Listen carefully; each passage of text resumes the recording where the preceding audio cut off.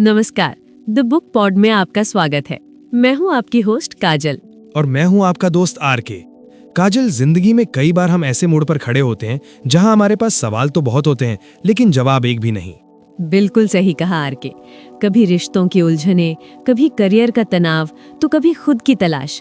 हम अक्सर सोचते हैं कि काश कोई ऐसा होता जो हमें सही रास्ता दिखा सके, जो हमारे मन की उन बातों को समझ सके जो हम किसी से कह नहीं पाते। दोस्तों, आज हम जिस किताब की बात करने जा रहे हैं वो सिर्फ एक किताब नहीं बल्कि एक मार्गदर्शक यानी गाइड है। हम बात कर रहे हैं महात्रिया रा की बेस्ट सेलर अप्रेषित पत्र यानी अनपोस्टेड लेटर की। ये किताब उन विचारों का संग्रह है जो आपको नींद से जगाएगी और जीवन जीने का एक नया नजरिया देगी। इसमें लिखे शब्द आपके दिल के उस कोने को छुएंगे जहां आपने अपनी भावनाओं को छुपा रखा है। ये किताब आपको बताएगी कि सफलता, खुशी और शांति बाहर नहीं बल्कि आपके अंदर ही है। तो अगर आप अपनी जिंदगी की पहेलियों को सुलझाना चाहते हैं और एक बेहतर इंसान बनना चाहते हैं तो ये एपिसोड आपके लिए ही है। चलिए ज्ञान के सागर में डुबकी लगाते हैं, सिर्फ द बुक पॉड पर। आज हम जिनकी बात करने वाले हैं वो कोई एक किताब नहीं बल्कि महात्रिया रा के कुछ लेखों का एक संग्रह है। अप्रेषित पत्र। हाँ, अप्रेषित पत्र। ये छोटे छोटे लेख हैं लेकिन इनमें जीवन को देखने का एक बहुत ही गहरा नजरिया छिपा है। बिल्कुल, और सबसे खास बात इनकी सादगी है। कोई भारी भरदम फलसफा नहीं है। सही। बस रोजमर्रा की जिंदगी से जुड़ी छोटी छोटी कहानियां हैं, उपमाएं हैं जो सीधे दिल में उतरती हैं। हाँ, जैसे कि वो पहला विचार ही ले लीजिए जो कहता है कि हमारा आज ईश्वर का दिया एक तोहफा है। हर नया दिन एक गिफ्ट है। सुनने में तो ये बहुत सीधी सी बात लगती है, पर अगर इसे सच में महसूस करें तो पूरा नजरिया ही बदल जाता है। बिल्कुल। ये बस देखने के तरीके का ही तो फर्क है। एक साधारण चीज और एक उपहार में क्या अंतर है? उसके पीछे की भावना का। एग्जैक्टली, भावना का।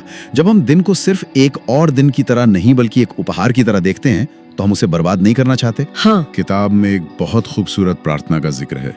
उसका सार कुछ ऐसा है कि हे ईश्वर, ये दिन आपका दिया तोहफा है और मैं इसे जैसे जीऊंगा वो मेरी तरफ से आपको एक तोहफा होगा। वाह, ये सोच ही कितनी शक्तिशाली है ना? और इसी सोच को आगे बढ़ाते हुए रिश्तों के बारे में एक कमाल की बात कही गई है। रिश्तों को एक बचत खाते की तरह समझाया गया है, एक सेविंग्स अकाउंट। हाँ, मुझे ये सुनने में तो बहुत दिलचस्प लगा, पर एक सवाल भी आया मन में। क्या ये रिश्तों को देखने का एक थोड़ा लेन देन वाला, हिसाब किताब वाला नजरिया नहीं है? बहुत अच्छा सवाल है और ये सवाल आना भी चाहिए। हाँ।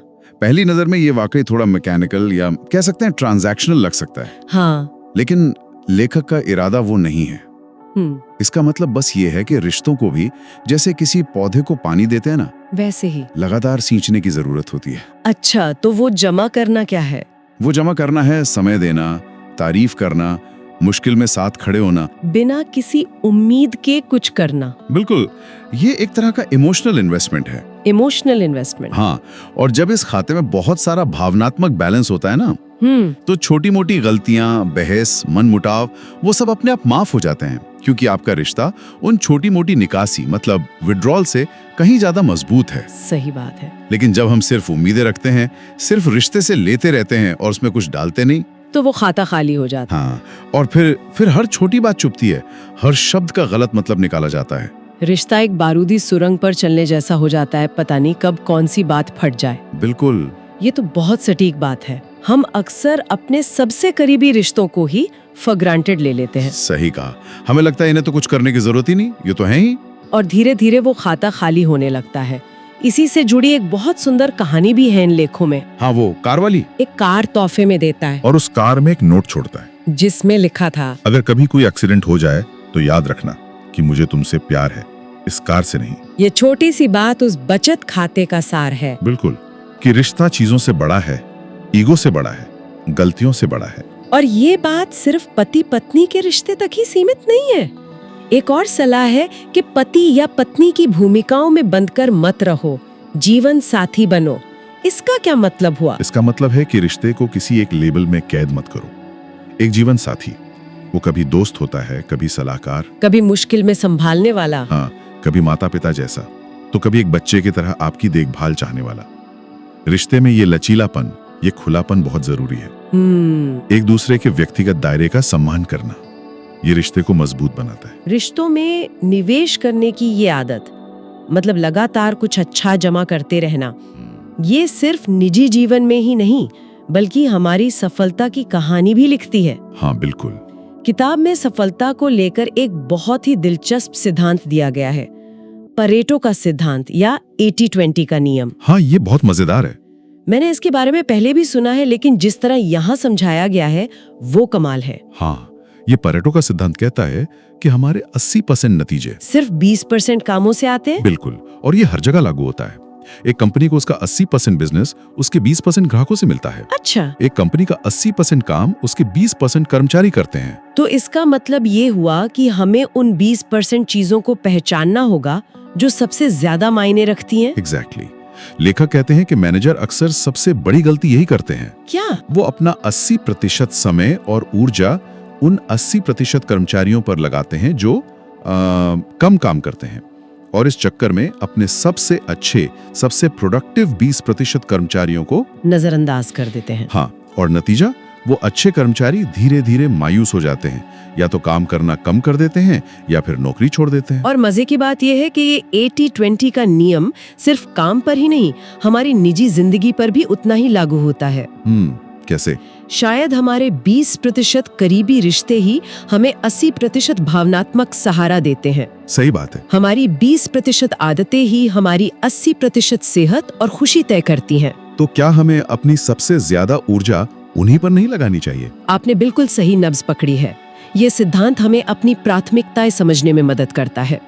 ये सिखाता है कि सब कुछ करने की कोशिश करने के बजाय उन कुछ चीजों पर ध्यान केंद्रित करो जो वाकई में फर्क पैदा करती हैं। लेकिन ये आसान नहीं होता। नहीं, बिल्कुल आसान नहीं होता। और सफलता की राह या उन 20% चीजों पर काम करना हमेशा मुश्किल होता है। हाँ, और इसके लिए किताब में एक सुनार का उदाहरण दिया गया है जो मुझे बहुत पसंद आया। वो चांदी को शुद्ध करने वाला। हाँ, कि कैसे एक सुनार चांदी को शुद्ध करने के लिए उसे आग की सबसे गर्म लौ में रखता है, और वो उसे तब तक उस आग में रखता है और ध्यान से देखता रहता है जब तक कि उस पिघली हुई चांदी में उसे अपना चेहरा साफ साफ ना दिखने लगे। हाँ, ये ईश्वर और इंसान के रिश्ते की एक खूबसूरत उपमा है। जीवन की मुश्किलें, चुनौतियां और दर्द वो उस आग की तरह हैं। ये हमें जलाती हैं, हमारी अशुद्धियों को दूर करती हैं और हमें तब तक तराशती हैं जब तक कि हमारे अंदर ईश्वर का स्वरूप न झलकने लगे। ये सुनने में बहुत काव्यात्मक है, लेकिन कई लोग ये भी कह सकते हैं कि जीवन की हर मुश्किल ईश्वर का तराशने का तरीका नहीं होती। कुछ मुश्किलें सिर्फ मुश्किलें होती हैं जो हमें तोड़ देती हैं। बहुत ही जायज सवाल है ये। देखिए, ये सिर्फ एक नजरिया है, एक विकल्प है जो हमें मिलता है। अच्छा। जब मुश्किल आती है तो हमारे पास दो रास्ते होते हैं। या तो हम उसे एक सजा मानकर बिखर जाएं, या फिर उसे खुद को निखारने का एक मौका समझें। किताब में एक और उदाहरण है ट्रैम्पोलिन का। ट्रैम्पोलिन? हाँ, जीवन के अनुभव ट्रैम्पोलिन की तरह होते हैं। हर असफलता, हर गलत फैसला हमें नीचे धकेलता है, लेकिन सिर्फ इसलिए ताकि हम पहले से कहीं ज्यादा ऊंचा उछल सकें। वाह। असफलता अंत नहीं है, वो तो अनुभव हासिल करने की कीमत है। चुनना हमें है कि हम उसे गड्ढा माने या ट्रैम्पोलिन। मतलब मुश्किल वही है, बस उसे देखने का नजरिया बदल जाता है, और नजरिए को बदलने के लिए हमें शायद खुद पर काम करना पड़ता है। बिल्कुल। किताब में व्यक्तिगत विकास पर बहुत जोर दिया गया है। जैसे कई लोग अपनी कमियों को लेकर, मान लीजिए कोई भाषा नहीं सीख पाए या गाड़ी नहीं चला पाते, तो किस्मत को कोसते रहते हैं। और लेखक कहते हैं कि इनमें से ज्यादातर कमियां नियमित प्रशिक्षण से दूर की जा सकती हैं। Regular training. हाँ, कोई भी हुनर सीखा जा सकता है अगर उसे सीखने के लिए लगातार मेहनत की जाए।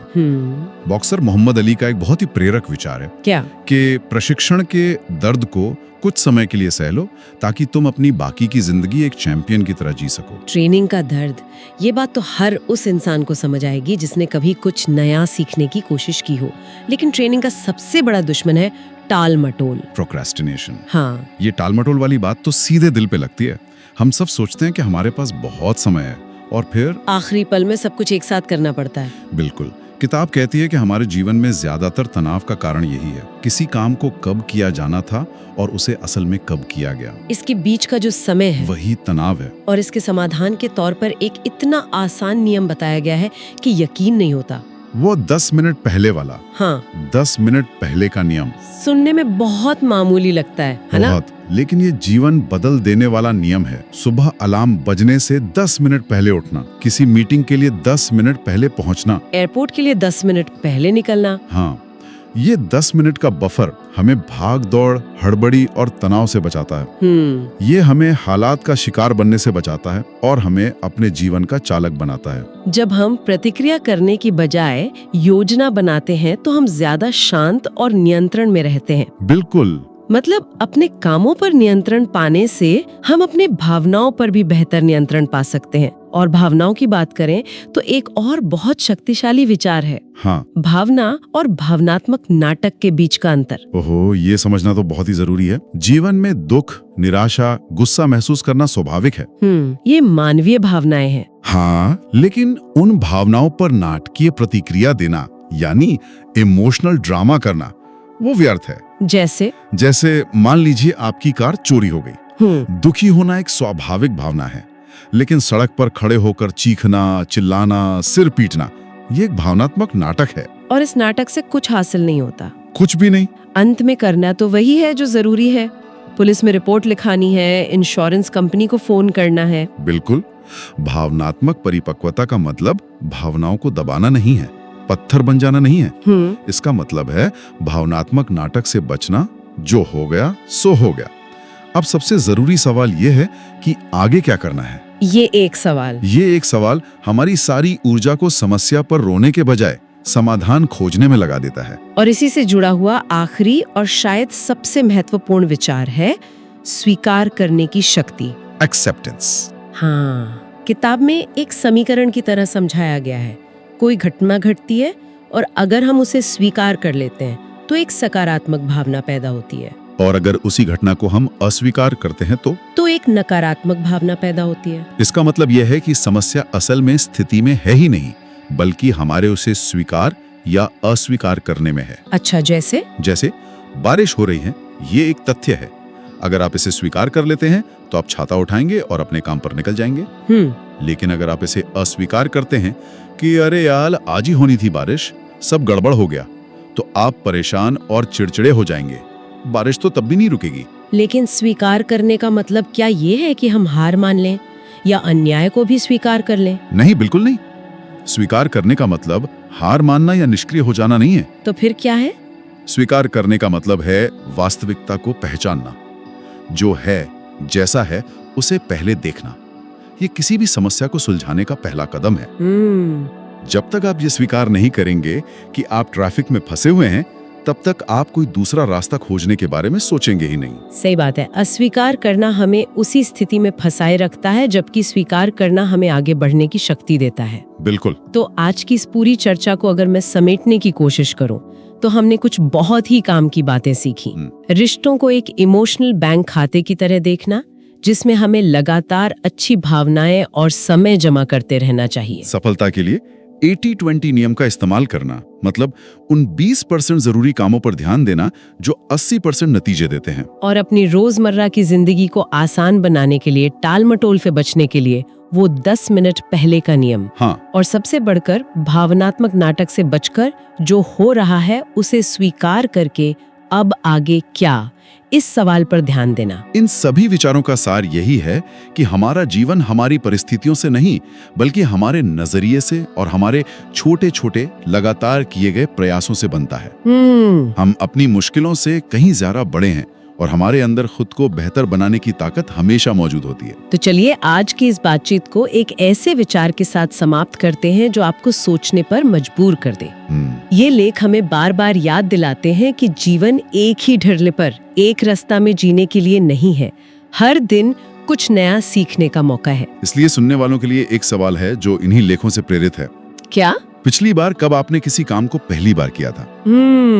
इस पर सोचिएगा जरूर। तो दोस्तों, ये थी महात्रिया रा की अप्रेषित पत्र की वो बातें जो सीधे दिल में उतर जाती हैं।